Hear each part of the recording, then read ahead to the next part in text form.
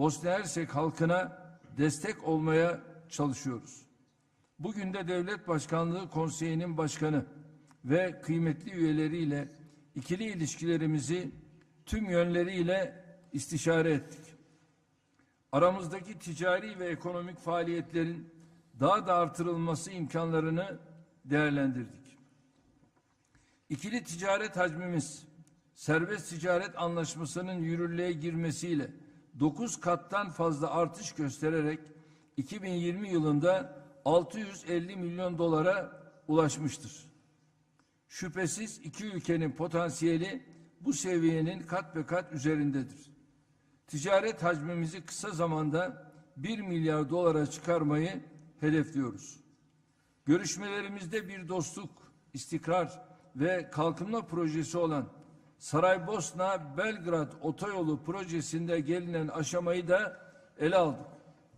Bu projenin Sırbistan ayağının temelini malum 9 Ekim 2019'da hep birlikte atmıştık. Projenin Bosna Hersek boyutunu hızlandırma konusunda neler yapabileceğimizi konuştuk. Bugün imzalanan altyapı ve inşaat projelerinde işbirliği protokolü bu çalışmalara ivme kazandıracaktır. Enerji, sağlık, savunma sanayi, turizm, tarım ve hayvancılık alanlarında işbirliğimizin geliştirilmesine dair kararlılığımızı da vurguladık. Kültürel ve beşeri alanlardaki güçlü bağlarımızı daha da pekiştirmenin yolları üzerinde durduk. Türkiye olarak tüm bu hususları akılda bulundurmak suretiyle geçen sene Eylül ayında Banja Luka Başkonsolosluğumuzu da faaliyete geçirdik. Kıymetli misafirler, bugünkü görüşmelerimizde ortak coğrafyamız Balkanlar'da bölgesel işbirliği ve entegrasyonun ilerletilmesi konuları da gündemimizdeydi. Değerli Konsey Başkanı ve üyelerini Haziran ayında Antalya'da gerçekleştireceğimiz Güneydoğu Avrupa İşbirliği süreci zirvesine davet ettim. Müteakip toplantısını Saraybosna'da yapmayı kararlaştırdığımız Türkiye, Bosna Hersek, Sırbistan üçlü zirvesini de inşallah şartlar el verdiğinde gerçekleştirmeyi arzu ediyoruz. Türkiye, Bosna Hersek, Hırvatistan üçlü mekanizmasına işlerlik kazandırma noktasında da mutabıkız.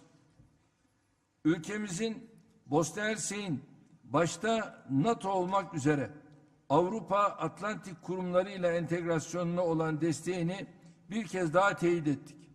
Bugün gerçekleştirdiğimiz görüşmelerin somut işbirliği adımlarımızı daha da pekiştireceğine inanıyor, hayırlara vesile olmasını temenni ediyorum.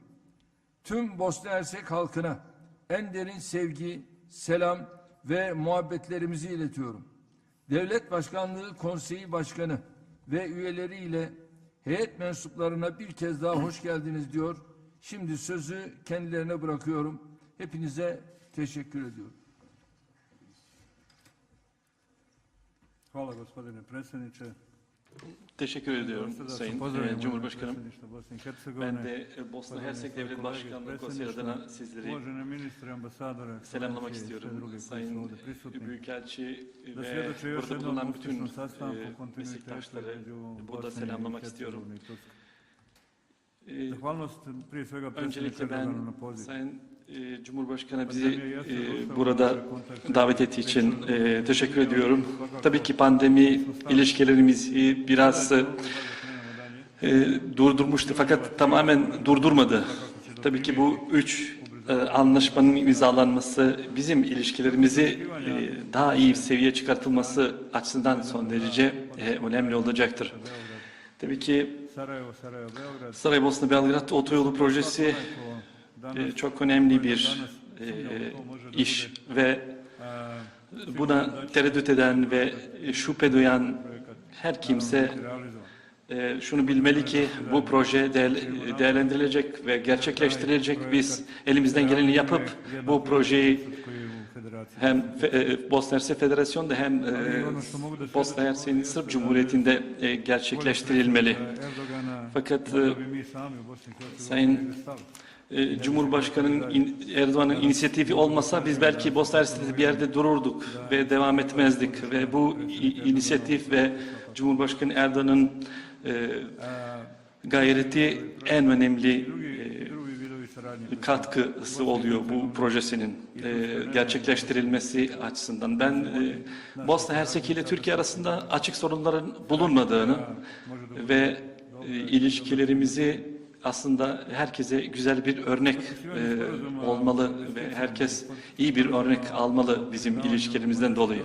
Tabii ki öncelikle ehliyetlerin tanıması konusunda önemli bir noktalardan biridir. Ben Sayın Cumhurbaşkanı gerçekten biz bu yaşadığımız dünyada, bu zor bir dünyada, Türkiye zor bir pandemi dönemi geçse bile bizlere yardım ettiği için aşı temini konusunda son derece müteşekkirim.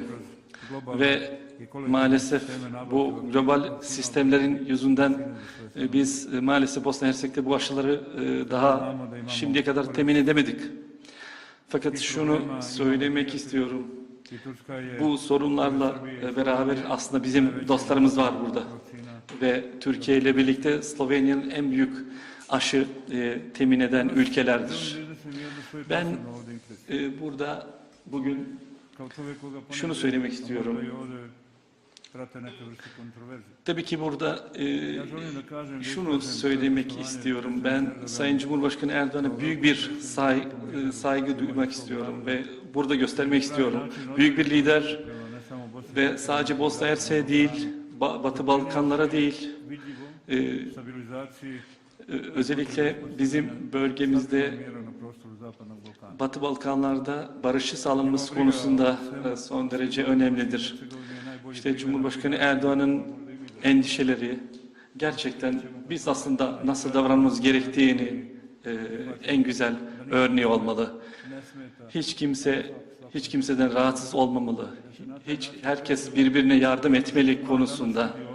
Biz Sayın Cumhurbaşkanı'ndan burada öğrenmiş olduk. Ben burada gerçekten bunu açık bir şekilde burada söylemek istiyordum.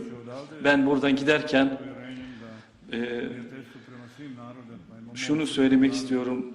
Bosna Hersek bulunan bütün milletlerin benim de ait olduğum Sırp milletine büyük bir sevgi ile birlikte gitmiş olacağım buradan. Ve bundan dolayı müteşekkirim. Tabii ki bazı sorunlar vardır. Biz Bosna Hersek'te son derece zor bir seçim sistemimiz vardır.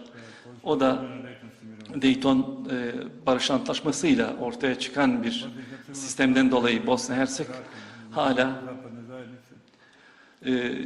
uluslararası mekanizmalar tarafından yönetilen bir ülke ve biz Sayın Cumhurbaşkanı'ndan aslında bizi cesaret vermesi konusunda dışarıdan müdahale olmadan içimizde birlikte bu sorunları çözmemiz gerekiyor. İşte iyi yaşam için bu en güzel bir olaydır. Eğer Bosna Hersek'te yaşamayan biri olarak, bir yüksel temsilci olarak bunu belirleyecekse hiçbir zaman herkes mutlu olmayacak ve aramızda çıkacak bir anlaşma ve dostların anlayışıyla aslında Bosna Hersek'te en iyi çözüm bulmak konusunda yardımcı olacaktır. Bu tabii ki Bosna Hersek bu liberal dünyanın bir deney olan ülke olmayacaktır ve olmamalı ve Bosna Hersek'teki realiteleri görülmesi gerekiyordur. Çünkü Bosna Hersek'te 3 ayrı millet yaşadığını, 3 ayrı din olduğunu ve insanlara duygu ve saygı duymalıyız. Fakat realiteyi gerçekten bir kenara atamazsınız. Çünkü o realite, o gerçek sizi bulacaktır bir gün ve bugün gerçekten duyduğumuz kelimeler, Cumhurbaşkanı Erdoğan'ın sarf ettiği sözler, oradaki ilişkileri, nasıl davranmamız gerektiğini duyunca büyük bir ümit veriyor. Ve ben özellikle üçlü toplantı konusunda yapılacak olan toplantının gerçekleştirilmesi konusunda önemli olduğunu, o da Sırbistan, Türkiye ve Bosna Hersek arasında. Fakat dörtlü konferansta belki yapılması gerekecek. O da Rusya'yı da belki katmamız gerekiyor bu dörtlü konferansın içinde. Başka bir hususu geçmek istiyorum. İşte Türk akımı bildiğiniz gibi Sırbistan'a kadar gelmiştir ve Bosna Hersek bu doğalgazın Bosna'ya ulaştırılması konusunda ilgileniyor. Tabii ki otoyol konusunu tabii ki planladığımız şekilde gerçekleştirilmeli. Ve tabii ki otoyola birlikte bu doğalgaz akımı da yapmalıyız ve bu fırsatı gerçekten kaçırmamalıyız. Çünkü bu otoyol yapılırken bu doğalgaz yolu güzergahı da yapmamız gerekiyor. O da birçok Bosna'nın değişik şehirlerden geçecek olan bir güzergah olacaktır. Ben Sayın Cumhurbaşkanı Erdoğan'a bir kez daha başarılar dilemek istiyorum. Sağlıklı olmasını isterim. Çünkü daha uzun yıllar bu halkı, Türk halkını başında olmalı. Çünkü bu istikrar sağlayacaktır bu ülkeye. Ben şunu da belirtmek istiyorum. İşte Türkiye'nin bildiğiniz gibi bir terör örgütü buradaki dengeleri değiştirmek istediğiniz zaman biz son derece karşı çıktık ve şunu belirtmek istiyorum. Türkiye'den gelen insanların hem federasyonda hem Bosna Hersek'te o zor zamanlarda biliyorsunuz Bosna Hersek'te bir sel olmuştur ve o anları hiçbir zaman unutmayacağız. Ben bir kez daha şunu söylemek istiyorum. Burada büyük dostlarımız vardır. Ve şunu söylemek istiyorum. Biz hani toplantılara gidiyoruz. Batı Avrupa'ya giderken onlar hep bizden bir şey istiyorlar. Ve hep şartlandırıyorlar bizi. Ve biz buraya gelirken biz sadece destek sözleriyle geri döneceğiz. Eğer ben gerçekten bu projenin gerçekleştirilmesi konusunda elinden geleni her şey yapacağız. Sağ olun Sayın Cumhurbaşkanı. Evet, değerli dostuma çok teşekkür ediyorum. Yani Türk akım noktasında da bizim açımızdan herhangi bir sorun yok. Dostlarımıza, kardeşlerimize Rusya'yla da mutabık kalmak suretiyle bu yapılacak otoyolun bir kenarından da süratle Türk akımı geçer ve kendilerine bu doğalgazı, Türk akımını ulaştırırız. Bundan da bizim açımızdan sorun yok. Evet, şimdi 2 soru alacağız. Bir Türkiye tarafından, bir de misafirlerimizden. Tabii ilk soru misafirlerimizden. Bosna Hersek.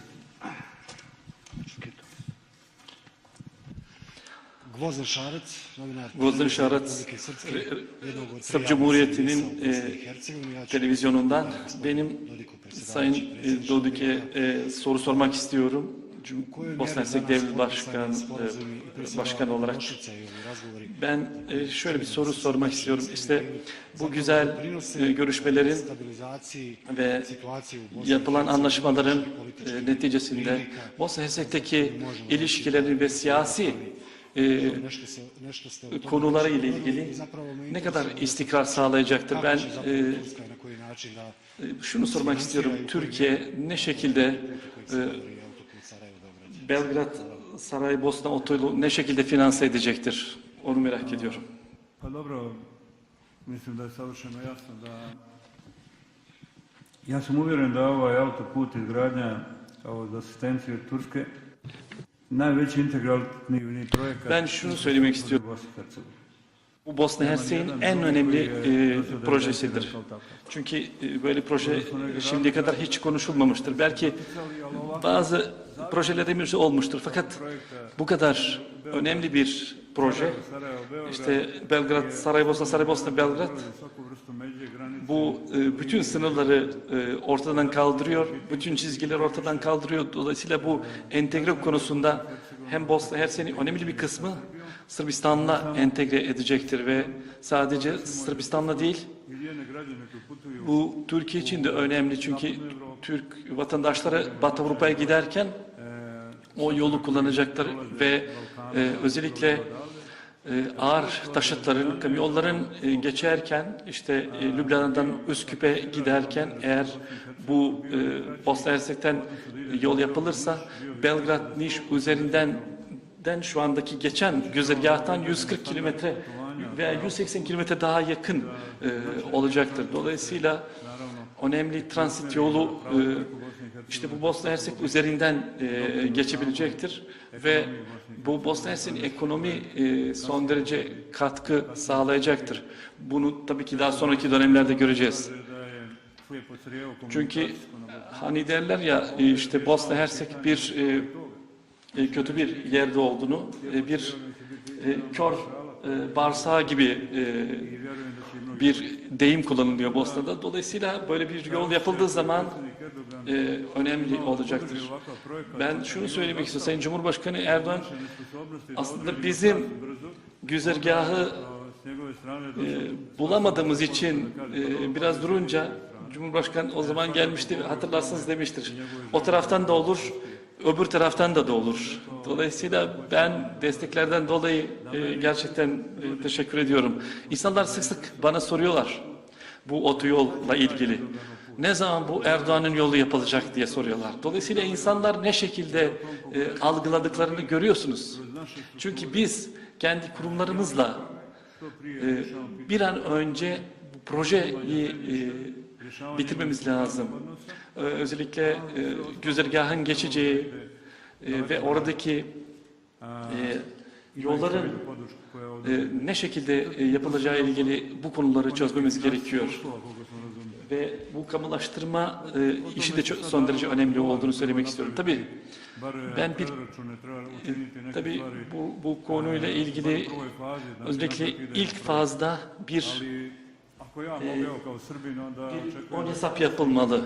Ben de bir Sırp olarak şunu söylemek istiyorum. Yani bizim alacağımız kredi Sırbistan'dan daha iyi olmalı. Yani Türkiye'den alacağımız kredi. Teşekkür ediyorum. Evet, ben de çok teşekkür ediyorum. Şimdi de Türkiye tarafına. Buyurun. Serkan Kaya, NTV. Efendim, Doğu Akdeniz başlığında bir soru yöneltmek istiyorum.